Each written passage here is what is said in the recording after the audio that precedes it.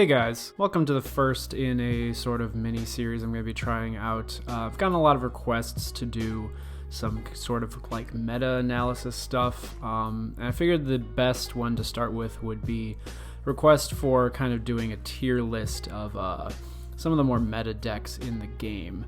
This is going to be a pretty casual, loose kind of feeling here. I'm not really going to do any editing. I'm going to try to do all this in one take. But yeah, I'm going to try to do some sort of little tier list here for the main meta decks. There are going to be a few stipulations here. It's already really hard to, judge a deck's viability in a vacuum. There's so many factors that go into, piloting a good deck and making it actually work. First of which is probably your actual ability to play the game. The person piloting the deck is going to have the biggest factor for whether a deck is good or not. But that one's kind of a little easier to control for. You can just assume that at max capacity, one deck compared to the max capacity of another deck might do better or worse. The second factor is probably matchup. One deck might be better against another. For example, Mill is very bad against Revitalize because it just is kind of immediately countered. But that doesn't mean that Mill is worse than Revitalize. And in many ways, I think Revitalize is worse than Mill unless it's against Mill. And obviously, the third factor is probably luck. You can just draw poorly. Your opponent can draw well, you can miss out on key pieces, they can go to battle rewards, stuff like that. So the factors are already very limiting on what makes a deck judgeable. So I'm going to try to limit those factors even more in my tiering here. So a stipulation I'm going to do is I'm not going to be tiering decks that are kind of based on cores. So like Free Dory, True Allies, Sand Cocoon, they're all able to have a deck built around them, but I think the variables outside of those cores are pretty variable. Free Dory as a deck can be 9 cards and 41 filler. True Allies is kind of just an engine for whatever you want it to be in. Sand Cocoon, it could be in a puppet deck, it could be in like a surge deck. It could be its own, Shikaku-based deck. So I'm not going to really be judging those. I might do those in a separate video. Secondly, I'm not going to be tiering like these artificial archetypes. Surge, Kage, Rush, like Taijutsu, just a generic Rasengan deck. Archetypes that have kind of been created by having the cards, not by the game, Bandai's game. All the ones here are kind of like actually created to work together. They have cards that were printed to form an archetype to do one specific thing, to be good at that specific thing. You don't have to really work to build the deck, at least in terms of archetype. So that's the main stipulation. I'm just trying to kind of limit the factors here, but otherwise I'll just get right into it. I've kind of done sort of a planning session in my mind. Have loose tier levels, but I think I'm going to try to just go in raw dog here, and kind of mix it up. One thing that might be a little weird is in my deck profile videos I might have given numerical values rankings to the decks as I've done them. I think I've given Samurai like a B- or something. That's kind of within the realm of meta play, I think. And having this many, Samurai is probably not going to be too high compared to these top decks. But I think Samurai is very functional, in a vacuum, sort of.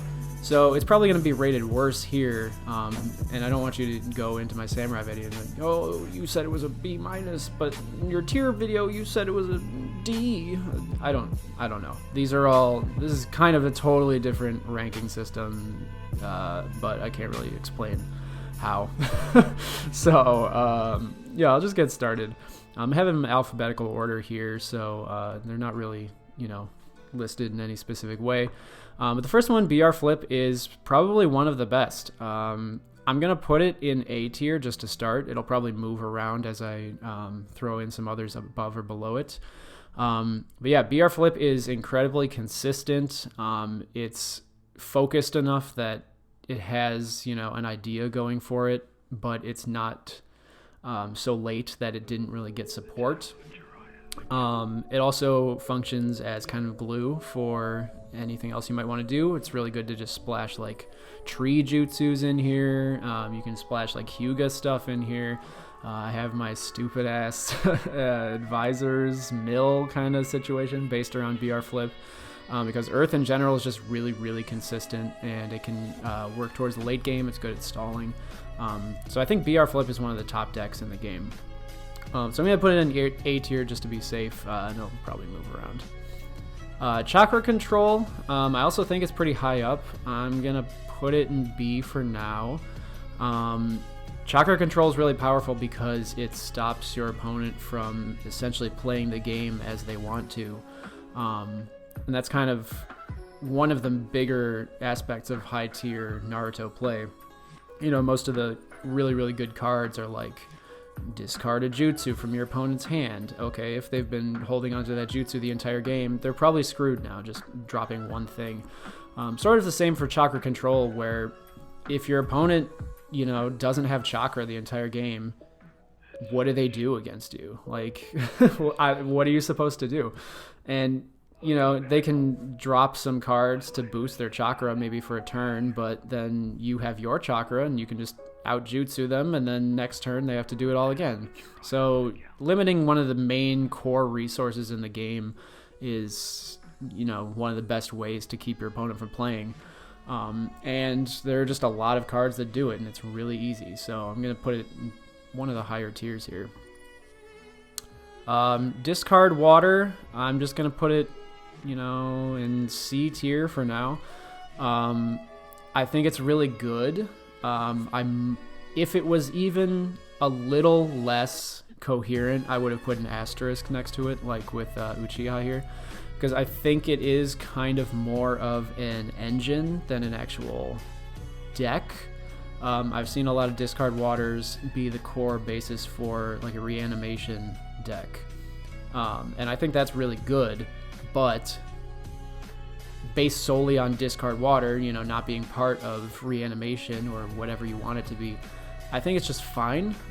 It draws a lot and it can, swarm a little bit, but I just don't think it has that last oomph kind of pushing it into better territory.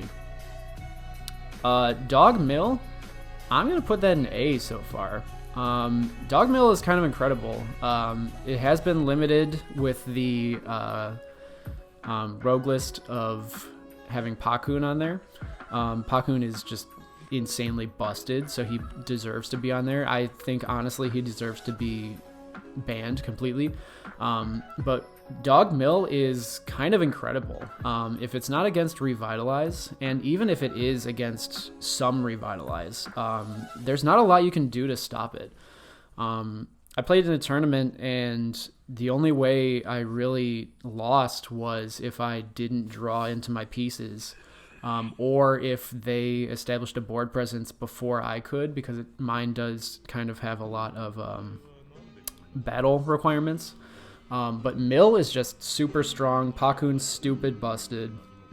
I'll have a video on my Dog Mill deck in the future. But it's just really, really hard to stop. Kind of like Chakra Control, preventing your opponent from using most of their deck is just going to get out of hand really, really fast. On the other hand, Dog Rush is just kind of okay. It does rush pretty well, and it is kind of a pretty early game deck, but it kind of lacks closing power. It has a few ways, like there's Scouting Party that let you just kind of throw, 40 teams of dogs and hope that they get through. There's the backed into the corner jutsu that mine is based on. I really like that jutsu. But in the kind of mid game, it doesn't really have a lot going for it besides getting numbers and kind of half-heartedly swarming. So I can't really put it much higher than C tier, but I do think it can succeed if some of the stars align correctly. Hyuga hand control. I'm gonna put with C here. I might move it down. I might shift it around with these a little bit. I'm not totally familiar with it, but that in itself is kind of a sign of how good it is. I've never really seen a proper Hyuga hand control deck that, you know, is putting out numbers. You know what? Actually, yeah. And, you know, it does sort of what Chakra Control and Dog Mill do. It limits your opponent's ability to function. But they knew that the cutting off your opponent's hand is kind of a death sentence, so they kind of mitigated it, you know, in their design stages. So you can't really just completely cut off their hand, and having 3 cards at the end of your turn is doable. Maybe you'll have to charge, but like for your entire turn, you can have more than 3. You can have like 6 or 10. It doesn't really matter until the end. So it's fine. I think it's kind of carried by Hyuga having a lot of good jutsus and Earth in general being pretty good. But as an archetype, hand control from the Hyuga side, it's just fine, I guess. By the way, sorry, I'm not like a graphic designer or anything. I was going to try to make some cool little, you know, tokens here, but this is kind of the best I could do. And it looked really bad when I tried to put like a card that designated like a representative of each deck. So, you know, this is what you get. I'm not a graphic designer. I'm doing this for free. You can deal with it. Impure Resurrection is dog shit. Unlike the rest of the archetypes that came out really late, like Revitalize and Flashpoint and everything, Impure Resurrection got almost no support whatsoever. All the cards are pretty bad. They all have sacrifice, which sucks. The only way to mitigate this sacrifice is with some pain cards or with some specific Impure Resurrection cards, but then they need to have versions of themselves in the discard, so like each individual effect requires another card, and you can only have 2 of those in the discard, assuming that you don't have like an alternate name like an Itachi or Madara. I think those are the only 2 that have alternate, you know, named versions with parentheses that can get around the naming stipulation. But it's just really bad. There's not enough to support it, and I think their idea outright wasn't that well implemented, you know, with the sacrifice and them all being void and everything. So yeah, Impure Resurrection is just bad. It barely is an archetype at all, but clearly they wanted it to be, so I threw it on here just to get it out of the way. Ink, I am incredibly biased for. I'm going to put it in C tier for now. I think Ink has a lot of potential, but it is very tricky to realize. There are a few different versions that you can kind of try to play with. There's one where you can like try to get Sage Mode Naruto out as fast as possible, like turn 3. So that you can just keep on spamming your Ink Eagle. There's a version where you just keep drawing for every ninja you put in play, so it kind of buffs your hand so you can, you know, charge it to the chakra for stuff. It was hit pretty hard, probably for good reason, because there was just an OTK potential with it, and it hasn't really recovered that well. It is my baby, though. I'll die before I put it below C, but I do acknowledge that it's not the best. Leaf Academy and Growth coins, I'm probably going to put in here. Yeah, I'll probably have to shift some stuff up. But Leaf Academy is pretty good. I've mostly played with it in recent years, so like on video calls, which gets kind of confusing because you know, it's much easier to see what's going on when you're in person. You can kind of just like look over there. And yeah, you have a video, but sometimes the video is not that good, and sometimes you can't exactly follow what's going on because your screen is so tiny compared to like having a table or whatever.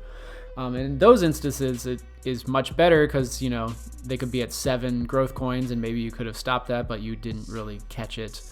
But in general, Leaf Academy, Growth, whatever, Hokage Rocks, whatever you want to call it, it's pretty good. Having just an alternate win button is very good, so you don't really have to rely on any other like conditions that you might Jesus Christ, I think I'm having a stroke, that you might normally be accounting for.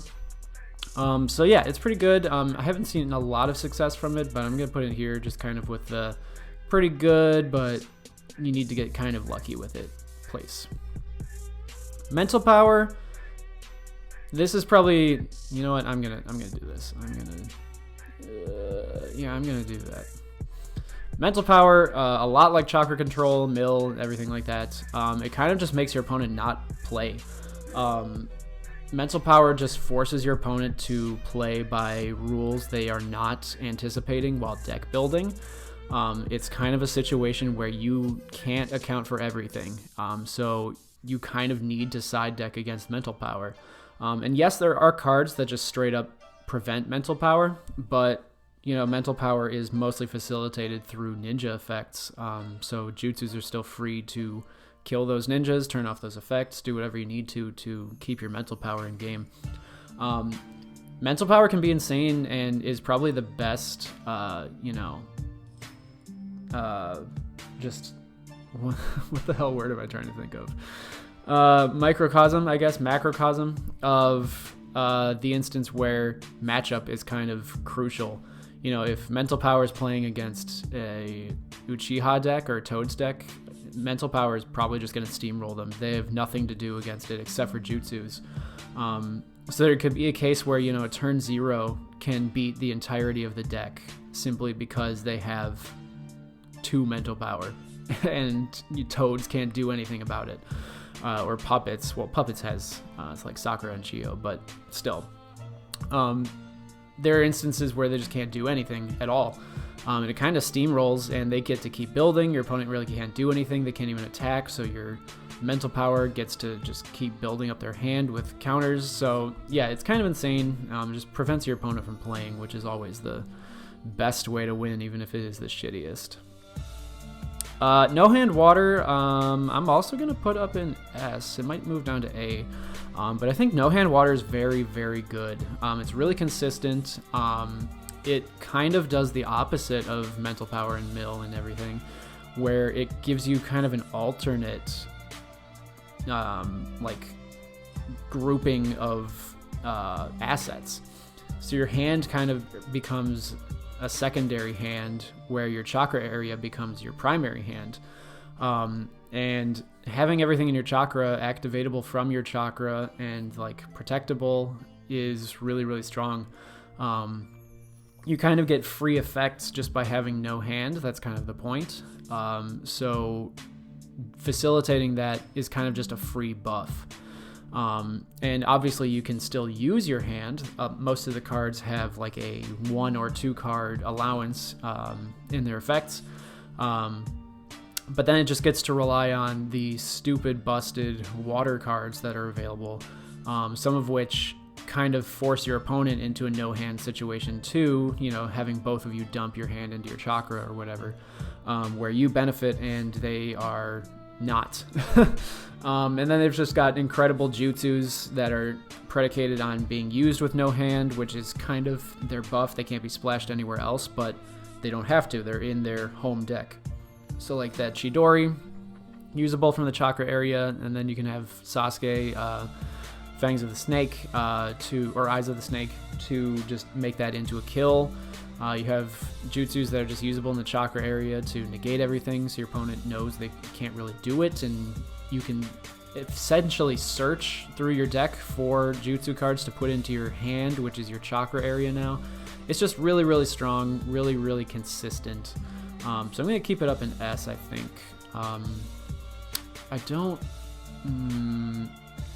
honestly, me talking it up just now makes me think it might be on these tiers. I was thinking about moving it down, but I think it is. I think all 3 of these are equally good. I'll come back to it though. NVS, Naruto versus Sasuke. This is, I should have put an asterisk on this. This isn't like where I'm putting it. I'm just kind of thinking. I should have put an asterisk on it because it is kind of just a core. You know, the entire deck is literally 1 card, Naruto versus Sasuke, forcing Genin to battle, and if your opponent doesn't have any, then you just kind of battle for free. But you do need to build an entire deck around it. It isn't like splashable really like discard water kind of is, or you know, free Dory where you can kind of just put it in a fire deck. Naruto versus Sasuke decks need to be NVS decks, and to that point I do think it belongs in an archetype list. It's very strong, but I think it's just not very consistent. I'm gonna put it in D for now, because, you know, it is based on 1 card specifically, and that card requires you to have Genin, which are very strong. You know, most Narutos in the game are Genin. You've got like Konohamaru Ninja Squad, and just a lot of kind of late part 1 cards that are still Genin. You've got free Dory Sasuke, and that's what I'm talking about. Free Dory can go into a Naruto versus Sasuke deck. But if you don't hit, you really don't hit, and I feel like that's pretty much the consistency lacking deck.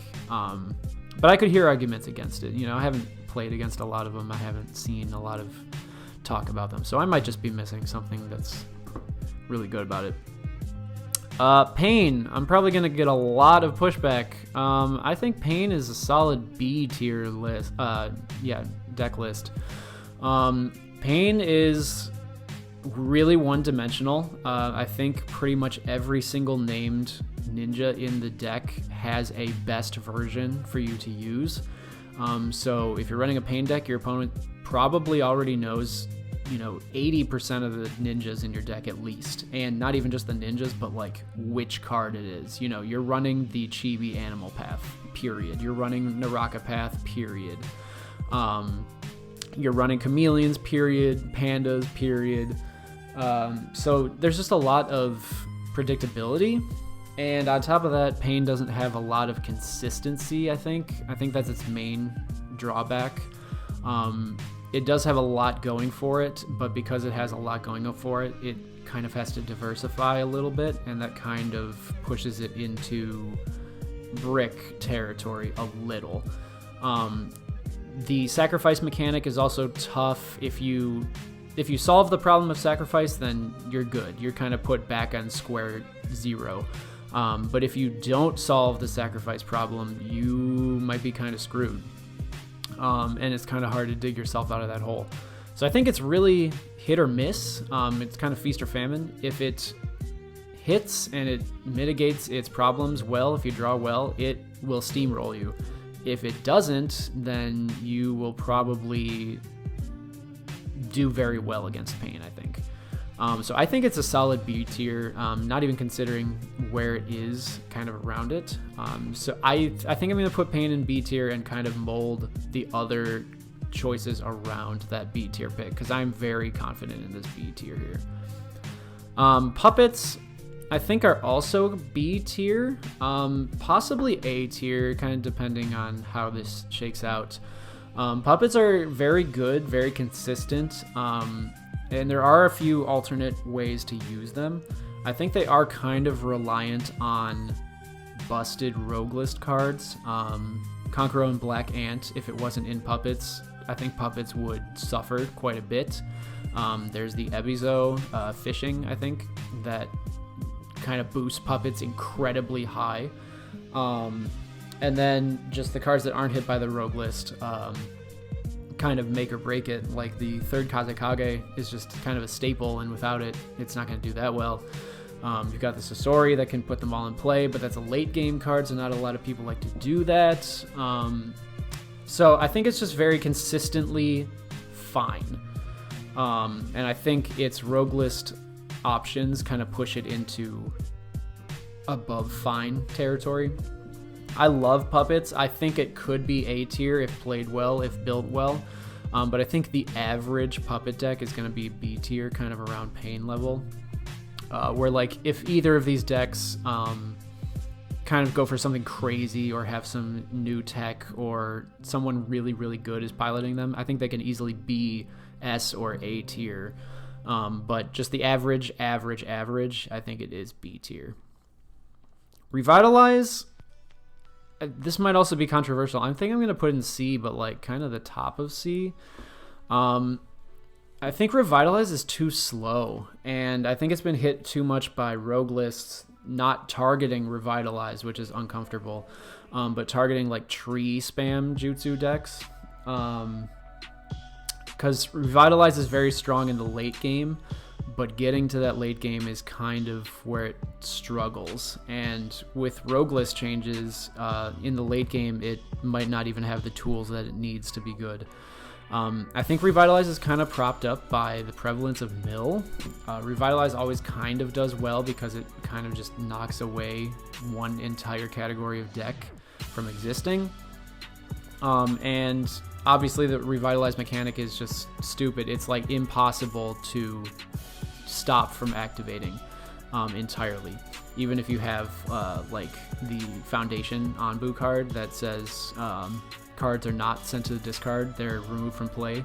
That doesn't work on Revitalize because I guess somebody's girlfriend was playing Revitalize, one of the devs, and they just wanted it to be stupid broken and always work no matter what. But I think it's just fine. It does have a lot of archetype going for it, and that's really nice. But the synergy doesn't really work fast enough and well enough for me to put it much higher. Samurai, this is going to hurt me really bad. I think it is D tier, I know. I said like B- or whatever in my deck profile. But Samurai, compared to these top tier meta deck ideas, it is kind of the D tier of the meta, if that makes sense. Compared to like anything ever, including like, you know, just a good cards deck and non-archetype decks, I think it is solid like B-ish tier. It can do well. But it doesn't really stack up to the best of the best. It is solely beat stick grounds.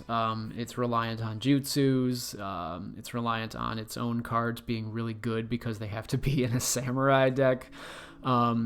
And I think there are cool ways you can kind of buff it, but they're not good enough. So yeah, unfortunately, D tier for the samurai boys. Tailed Beasts is tricky. I'm gonna go... Okay, Pain is the top of B tier. It is the B tier. And Puppets, I think, is there. So yeah, I'm gonna put Tailed Beasts at the bottom of B tier for now. Tailed Beasts is really, really good at having the most broken jutsu in the game. Tailed Beast Bomb. 2 chakra, colorless, kill anything, negate anything, remove anything, jutsu. Usable by pretty much every ninja in the deck. The problem with Tailed Beasts is, one, they are reliant on a mechanic that kind of has no support at all, in that they want to be in their own one-person teams, which has like no support at all. It's pretty much Tailed Beasts and like 2 pain cards. And 2, I guess 2 of 3, there aren't a lot of Tailed Beasts. For having 9 Tailed Beasts, there is no 9 tails that you can use with Tailed Beasts in the deck. There's no 1 tails that you can use because they are all Shikaku, they're not Tailed Beast. There's no sort of mid revamped 3 tails like there is 4 and 2 and 5 and 7 tails. There's no 8 tails, there is, but it's kind of awkward to put an 8 tails in there because they all need to sacrifice a killer bee. So to put an 8 tails in this deck, you need to also run killer bee, which is fine because there's one that can search for 8 tails, but then, you know, the whole point is to kind of rush them out, so you can't really wait for the bee, and you're kind of clogging your deck if you have him in there. So you're kind of reliant on having 2 tails, 4 tails, 5 tails, and 7 tails. and 2 of the 4 of those you don't want to see multiple times. 2 tails and 4 tails are very core to the deck. They work very well together, but then after that there's nothing really that they can support, because the rest of it is kind of like mid, I guess. But then they have Tailed Beast Bomb, and they have Catfire Bowl. So I don't know. I think it's B tier, but like the bottom of B tier, it can steamroll pretty fast if it works. I think it is slightly better than Revitalize and Dog Rush and Ink, yeah. Because it can hurt if it gets rolling. I think it would lose to Chakra Control and Puppets for sure, Pain for sure. Yeah, I'm fine with bottom of B tier. I wish it got more. I wish more than half of the Tail Beasts were available, but whatever, I guess. Toads, that's an A tier deck. Regardless of the tournament list that I'm running, allowing Naruto Gamakichi platoon to run at more than 1. Toads is just very, very consistent. Lightning is always really good because it's the Naruto element, so it gets a lot of support. Toads is sort of a Naruto archetype, so it gets a lot of support. It can swarm really well. It has crazy jutsus. It has really good missions. It has multiple modes. You can cheese some things. It has an amazing platoon if you can use that. It's got... well, I said cheese already, but that was like to get ninjas out. But it has cheese and jutsus. I have a deck with 5-pronged seal that I showed in my Sharingan Kunai deck. But yeah, it's just really consistent. It is also very splashable. It can receive splashing. I don't know what the opposite of splashable is. But you can throw Rasengans in there. You can throw 4th Hokages, not Sharingan Kunai, special Kunais. Pretty much anything lightning works for it. So it's just really open, but also very consistent just as it is. Uchiha, and I put an asterisk on here. Uchiha is kind of not very good. But then it's got Sharingan Kunai, which makes every single ninja insane. So that's why I have the asterisk. I feel like if you take Uchiha at face value, it's kind of bad. All of the ninjas rely on having another mission out, or at least all of the Leaf Police Force ones do. They don't really do anything themselves. They don't really have any specific jutsus, ironically, because there are a lot of Sharingan-ai jutsus. They're just all kind of not very good. But then you throw in Sharingan Kunai, you throw in the Sasuke Exhausted, you throw in Susanos and the Sasukes and Itachis that can bring those out, you throw in Kakashis that can do Sharingan-ai stuff, and all of a sudden, oh, it's not so crazy anymore.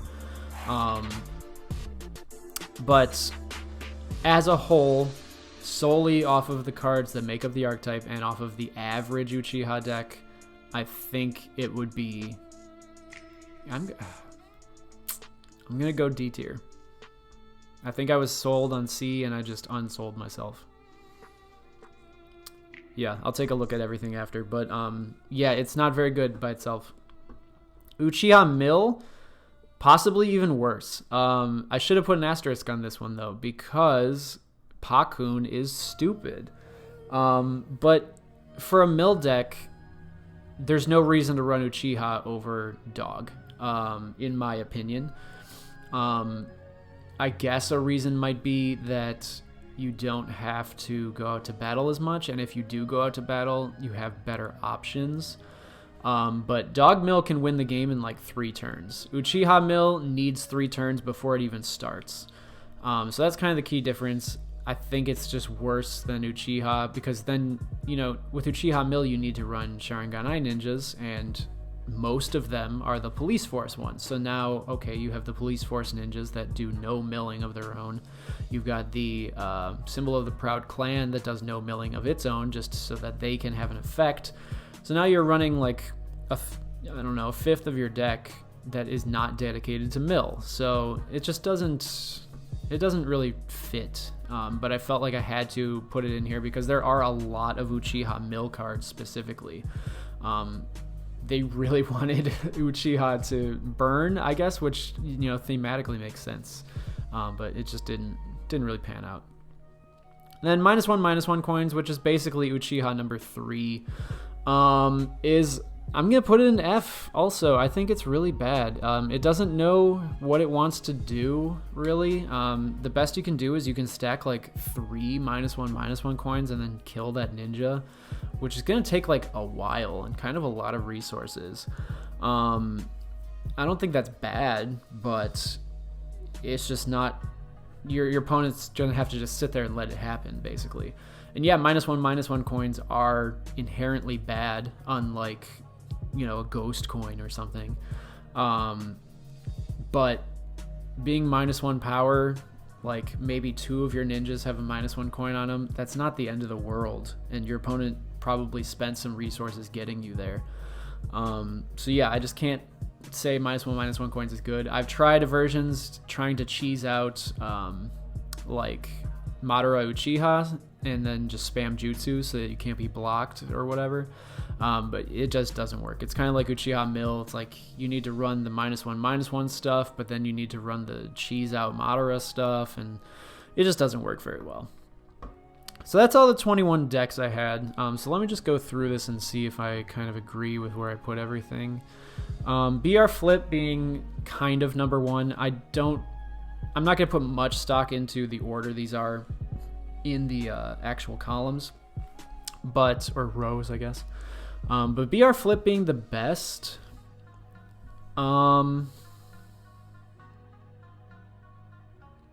Yeah, I think I'm okay with that.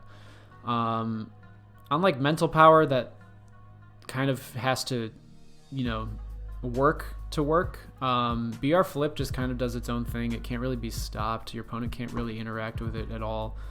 So yeah, I think BR Flip is probably the most consistent, most easily... Stop it.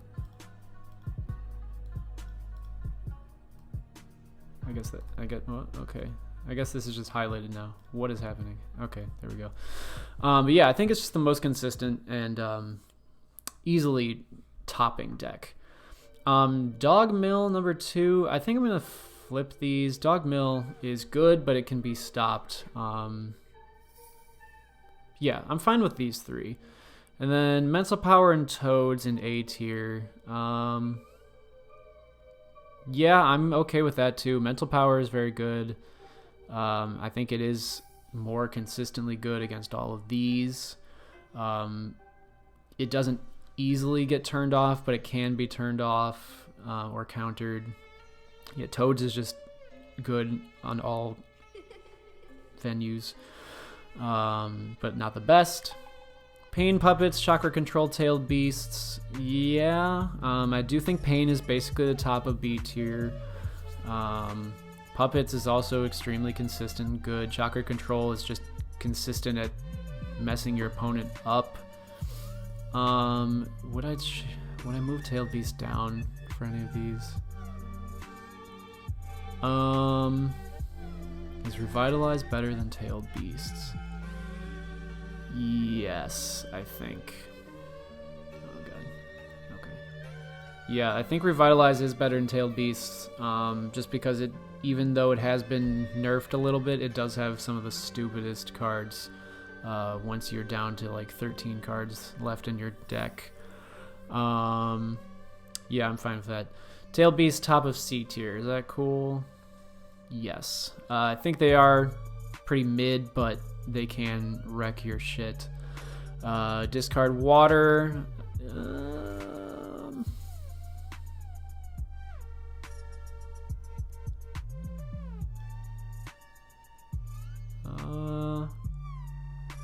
Discard Water in Leaf Academy. Yeah, I think Dog Rush above Ink. Yeah, probably. Yeah, that's fine. Uchiha, yeah, good. Hyuga, okay. Uchiha is probably No, Uchiha's better than Uchiha Mill. Samurai's better than those. Wow, should I put... Yeah, I'm putting Uchiha Mill in F tier, actually. Because I feel like Uchiha and Uchiha Mill are wide berth between each other in terms of power, but I don't think Uchiha is better than any of these three. Oh, Jesus. I think Uchiha Mill's worse than -1/-1 coins. Anyway, Hyuga hand control above NVS. No.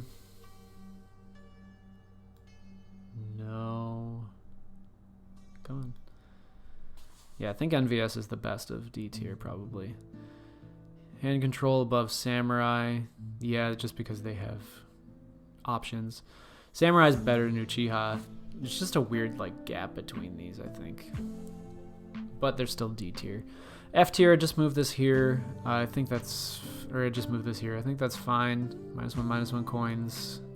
Better than Uchiha Mill, yeah. Impure Resurrection is total dog shit. Yeah, alright, I think I'm fine with this. So this is the slightly definitive Naruto CCG tier list from me. I'm prepared for a lot of backlash. And maybe in a couple weeks I'll do another tier list, but of the stuff that I left out. So like the cores and the sort of artificial archetypes. And I think in between each of my deck profile videos, I'll do a video kind of getting into how each of these works a little bit. Not really a deck profile, but just kind of just a sort of list of things that it's good at, very good cards to run in it, strategies it employs, stuff like that. But yeah, this has been my first tier list. Comment down below all your angry messages about how Toads is totally worse than Pain. Well, they're pretty close, so people will say that for sure. But anyway, yeah, tell me why I'm wrong. Tell me if I missed any archetypes, because I do think I missed some, but I might have just left them out on purpose. And subscribe if you want to see any more tier lists like this, any more future videos on these decks in the tier lists, and of course to see any of my deck profiles that I will be doing next week and every 2 weeks after that. Thanks for stopping by, and I will see you later.